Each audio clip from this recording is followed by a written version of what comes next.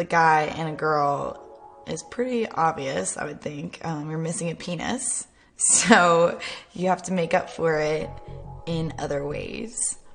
A lot of times sex with a girl is more sensual, slower, more romantic, but that's not always true. The reason why I chose Bonnie Rotten today to do my girl anal with me is that I wanted it to be more, a little different and dirtier from your typical girl scene.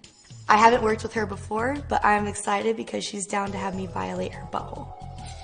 I've been hearing about Bonnie since I first got into the industry, and then she obviously won Performer of the Year at AVNs, so I was very interested in her, and I've heard awesome things. The main thing I've heard about is her squirting, so I'm excited for that because I've made a girl squirt before in a scene, but it was a little one, and Bonnie's are epic, so I'm excited for that.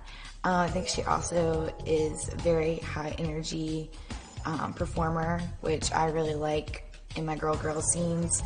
I like there to be more of a balance between dominant instead of, a lot of times girls are used to being so submissive, I'll end up having to be the dominant one. So I wanted to try it out with Bonnie and make it a little bit more even. Hopefully she'll be dominating me. Having another girl that's dominant in the scene isn't really going to change my dynamic. Like, I'll bounce it off and we'll play with each other and it'll work both ways, but I'm not going to be submissive. I've never really been domed by a girl. I've done, some MILF scenes where I was supposed to be unsure and the MILF maybe was kind of leading me through the sex, but it's very rare for me to work with a girl that can really match my dominant sexual energy. The only other time I would say when I worked with Asa Akira, we had a very balanced dominant. So at some point she would be kind of in control, but then I was we had a very balanced dominant. So at some point she would be kind of in control, but then I was at some points as well. So I've never actually been completely dominated by a girl. One of my favorite things about girl scenes is that girls can have multiple orgasms.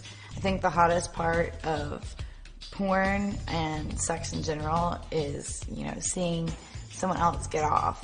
And in a boy-girl scene, the guy can only come once, and that's, the end of the scene.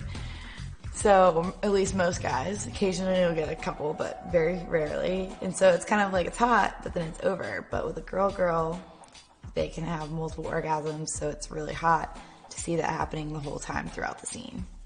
The difference between working with the female and the male are clearly, the lack of dick and the addition to pussy, but aside from that, men, a lot of the guys that I work with are very dominant, and I'm not submissive to many people besides a couple guys that I shoot with, and it's a fun power struggle. I like having that on camera because it's very playful. It comes off really rough, but also like you're enjoying yourself. But with women, you have to be a little bit more temperamental because a chick, when she's not into something, she's not into it. If she's into it, you can play off of that and you can really get her going. So I really like the fact that you can make a girl come 100 times in a scene or a dude a couple times in a scene, but there's a complete difference for sure. I've actually never done girl anal scene before, so Bonnie will be taking my girl anal virginity, which I'm very excited for that. So I'm not really sure what the difference will be between a girl anal and a boy-girl anal, or just a regular girl and a girl anal. So for a girl who hasn't exactly done a girl anal before, but has done a boy-girl anal, you kind of have to start out slow because toys are much different than a cock. A cock can bend, it's flexible, it's a dick, you can do anything with it. With a toy, a chick may be more temperamental with the material or with the thickness or the hardness of the toy, so you definitely have to test the waters and make sure all is good. I'm really excited to destroy this girl's butthole.